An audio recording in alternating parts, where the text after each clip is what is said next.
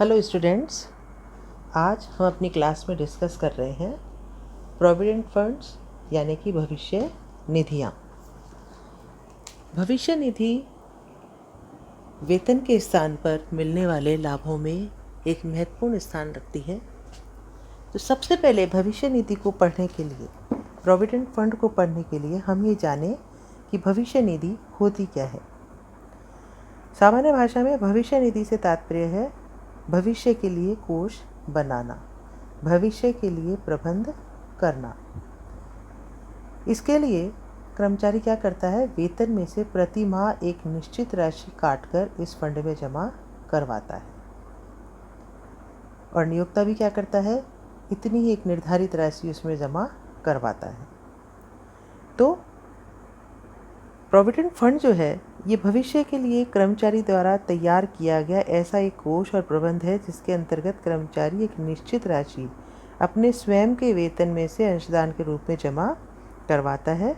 सामान्यतः प्रति माह उसके वेतन में यह अंश राशि काट ली जाती है। वेतन में से नियोक्ता उसकी अंशदान राशि काट लेता है। इसी में नियोक्ता भी अपनी तरफ से कुछ राशि प्रत्येक माह जमा करवाता है। इन दोनों राशियों को नियोक्ता बैंक में, पोस्ट ऑफिस में या सरकारी प्रतिभूतियों में विनियोजित कर देता है, जिस पर ब्याज प्राप्त होता है। कर्मचारी के नौकरी छोड़ने पर या अवकाश ग्रहण करने पर इसमें एकत्रित राशि ब्याज सहित उसको दे दी जाती है। और यदि मान लीजिए दुर्भाग्यवश सेवा काल में ही कर्मचारी की मृत्यु हो जाती है तो यह रकम उसके कानूनी उत्तराधिकारियों को दे दी जाती है। कर्मचारी भविष्य निधि से संबंधित निम्न 3 प्रकार के जो है कोष जो है वो प्रोविडेंट फंड रखे जा सकते हैं। पहला, वैधानिक भविष्य निधि, स्टैट्यूटरी प्रोविडेंट फंड। ये वो प्रोविडेंट फंड होते हैं जो प्रोविडेंट फंड अधिनियम 1925 के अंतर्गत रखे जाते हैं। साधारणतया ये सरकारी संस्थाओं में, अर्ध सरकारी संस्थाओं में, स्थानीय सत्ताओं में या विश्वविद्यालय आदियों में रखे जाते हैं। दूसरा आता है प्रमाणित भविष्य निधि, रिकॉग्नाइज्ड प्रोविडेंट फंड। आयकर अधिनियम में दी गई व्यवस्थाओं के अंतर्गत आयकर कमिश्नर द्वारा प्रमाणित प्रोविडेंट फंड इस श्रेणी में आते हैं। आयकर कमिश्नर उन्हीं प्रोविडेंट फंड्स को प्रमाणित करता है जो आयकर अधिनियम की 4थी अनुसूची में दिए गए नियम, जो भाग ए में दिए गए नियम है, उनको पूरा करते हैं।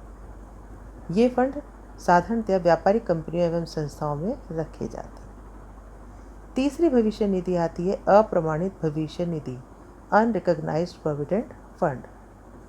ये प्रोविडेंट फंड जो वो होते हैं जो वैधानिक प्रोविडेंट फंड तथा प्रमाणित प्रोविडेंट फंड की श्रेणी में नहीं आते।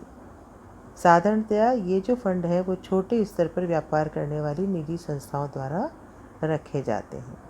तो मुख्य रूप से कर्मचारी भविष्य निधि को 3 प्रकार से हम समझ सकते हैं। पहला, वैधानिक भविष्य निधि, स्टैट्यूटरी प्रोविडेंट फंड। दूसरा, प्रमाणित भविष्य निधि, रिकॉग्नाइज्ड प्रोविडेंट फंड। और तीसरा, अप्रमाणित भविष्य निधि, अनरिकॉग्नाइज्ड प्रोविडेंट फंड। अब इन भविष्य निधियों के संबंध में आयकर प्रावधान किस प्रकार रखे गए हैं। तो कर्मचारियों पर कर लगाने के लिए या उनको छूट देने के लिए आयकर अधिनियम में इन प्रोविडेंट फंड्स के संबंध में अलग अलग नियम बनाए गए हैं।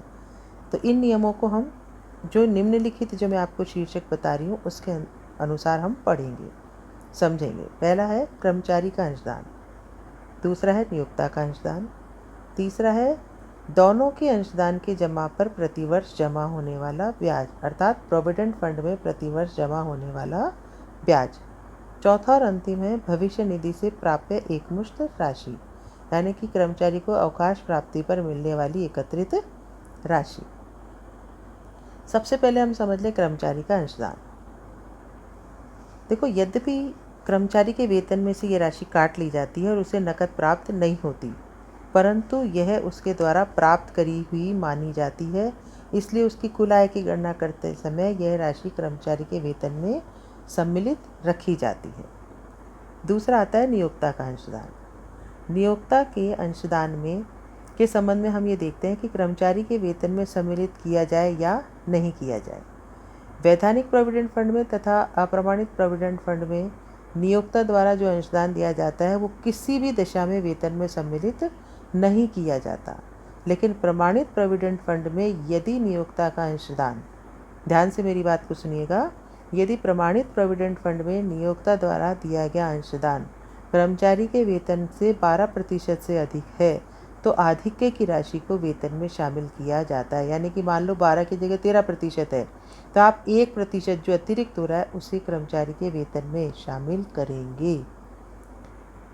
तीसरा आता है दोनों अंशदान की जमा पर प्रतिवर्ष जमा होने वाला ब्याज, यानी कि प्रोविडेंट फंड में प्रतिवर्ष जमा होने वाला ब्याज। इसके संबंध में क्या नियम है कि वैधानिक प्रोविडेंट फंड और अप्रमाणित प्रोविडेंट फंड में प्रतिवर्ष जमा होने वाला ब्याज किसी भी दशा में वेतन में सम्मिलित नहीं किया जाता, परंतु प्रमाणित प्रोविडेंट फंड की दशा में यदि इस एकत्रित धनराशि पर ब्याज की दर 9.5% से अधिक है तो आधिक्य की राशि को वेतन में सम्मिलित किया जाता है। यानी कि 9.5% तक ब्याज दर अगर है तो हम उसे जमा नहीं करें, उसको वेतन में शामिल नहीं करेंगे।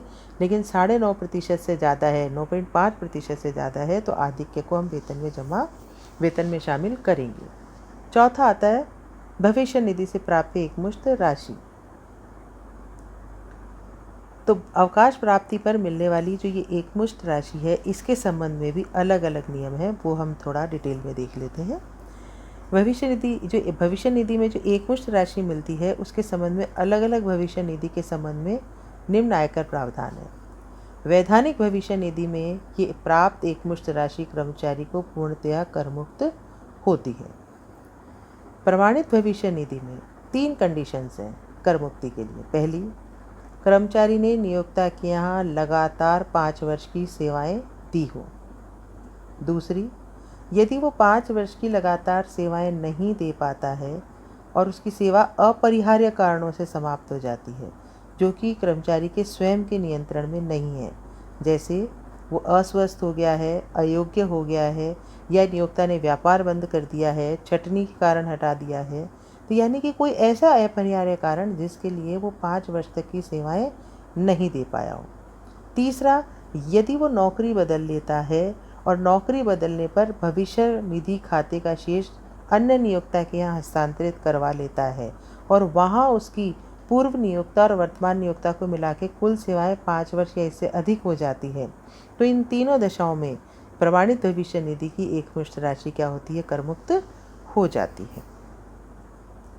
अप्रमाणित भविष्य निधि की दशा में प्राप्त एकमुश्त राशि में नियोक्ता का अंशदान और उस पर ब्याज का योग वेतन शीर्षक में कर योग्य होता है। कर्मचारी का अंशदान पूर्णतया करमुक्त होता है तथा उस पर ब्याज अन्य साधनों से आय शीर्षक में कर योग्य होता है। ध्यान रखेंगे इस बात को। अब देखिए, एक हस्तांतरित शेष को कई बार एक शॉर्ट नोट आ जाता है कि ट्रांसफ़र बैलेंस से क्या तात्पर्य है या हस्तांतरित शेष से क्या तात्पर्य है। तो देखो, जब कोई नियोक्ता अपने अप्रमाणित प्रोविडेंट फंड को कमिश्नर ऑफ इनकम टैक्स द्वारा अनुमोदित करवा लेता है ना, आयकर आयुक्त द्वारा उसे अनुमोदित करवा लेता है, प्रमाणित करवा लेता है, तो कर्मचारी के अप्रमाणित भविष्य निधि खाते का शेष स्वतः ही प्रमाणित भविष्य निधि खाते में हस्तांतरित हो जाता है। इसी को हम क्या कहते हैं, हस्तांतरित शेष कहते हैं, ट्रांसफर्ड बैलेंस कहते हैं। अब हम पढ़ने जा रहे हैं अधिवार्षिक निधि, सुपर एनुएशन फंड। ये क्या होती है, देखो, इस निधि में, इसको अधिवार्षिक निधि को सुपर एनुएशन फंड कहते हैं, ठीक है। इस निधि में से कर्मचारियों को एक निश्चित आयु प्राप्त कर लेने पर अथवा उसकी सेवानिवृत्ति पर, अयोग्य हो जाने पर या उसकी मृत्यु हो जाने पर वार्षिकी भुगतान की व्यवस्था की जाती है। यह 2 प्रकार की होती है, यानी कि अधिवार्षिकी जो सुपर एनुएशन फंड है वो 2 प्रकार का होता है, अप्रूव्ड सुपर एनुएशन फंड और अनअप्रूव्ड सुपर एनुएशन फंड, अनुमोदित अधिवार्षिकी और गैर अनुमोदित अधिवार्षिकी। सबसे पहले हम पढ़ेंगे अप्रूव्ड सुपर एनुएशन फंड। हमारा इसमें पहला बिंदु होता है नियोक्ता का अंशदान। देखिए, इस फंड में नियोक्ता का अंशदान कर्मचारी के लिए 1,50,000 रुपये तक करमुक्त होता है और शेष राशि कर योग्य होती है। यानी कि मान लीजिए सुपर एनुएशन फंड में नियोक्ता का अंशदान जो है वो 1,50,000 रुपये से ज़्यादा है तो जो आधिक्य की राशि होगी वो ही क्या होगी, कर योग्य होगी। 1,50,000 रुपये तक की राशि कर मुक्त होगी। यह हम किसके लिए पढ़ रहे हैं, अप्रूव्ड अनुमोदित सुपरएन्युएशन फंड के लिए। और ये अप्रूव्ड सुपरएन्युएशन फंड क्या होते हैं, जो आयकर अधिनियम की चौथी सूची के भाग बी में दिए गए नियमों के अनुसार आयकर कमिश्नर द्वारा, आयकर आयुक्त द्वारा अनुमोदित कर दिए गए हों। करदाता की मृत्यु हो जाने पर या सेवा से अवकाश ग्रहण करने पर अथवा सेवा के लिए असमर्थ हो जाने पर इस फंड में से किए गए भुगतान पर आयकर नहीं लगता है। यदि कर्मचारी सेवानिवृत्ति का समय आने से पूर्व ही नौकरी छोड़ देता है तो इस फंड से प्राप्त भुगतान आयकर से मुक्त नहीं होगा।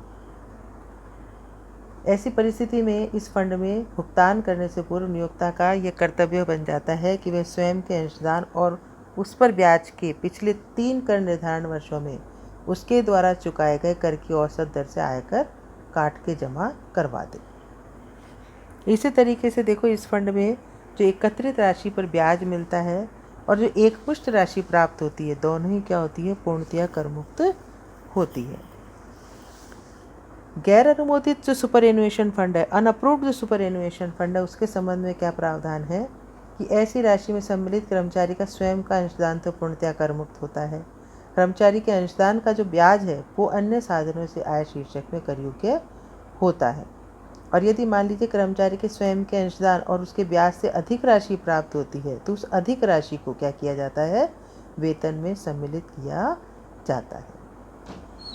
तो गैर अनुमोदित सुपरएन्युएशन फंड में या अनअप्रूव्ड सुपरएन्युएशन फंड में कर्मचारी द्वारा दिए गए अंशदान के संबंध में सकल वेतन में से कोई कटौती नहीं दी जाती है। इसी तरीके से गैर अनुमोदित सुपरएन्युएशन फंड में नियोक्ता का जो अंशदान है और उस पर एकत्रित राशि पर जो ब्याज है वो पूर्णतया कर मुक्त होता है। बाकी सब हम डिस्कस कर चुके हैं। आप स्वयं इसको बैठ के ध्यान से पढ़ें। फिर भी यदि मान लीजिए किसी को कोई डाउट है तो मुझसे पूछ सकते हैं। फंड्स हमने बेसिकली आज जो पढ़े प्रोविडेंट फंड्स, उसमें हमने टाइप्स ऑफ प्रोविडेंट फंड पढ़े।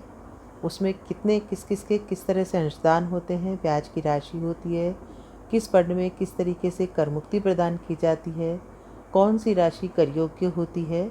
आप PDF के माध्यम से समझने की कोशिश करें, मेरे वीडियो को सुन कर के समझने की कोशिश करें। फिर भी कोई डाउट है तो आप मुझे फ़ोन करके या व्हाट्सएप करके अपनी समस्या का समाधान कर सकते हैं। धन्यवाद।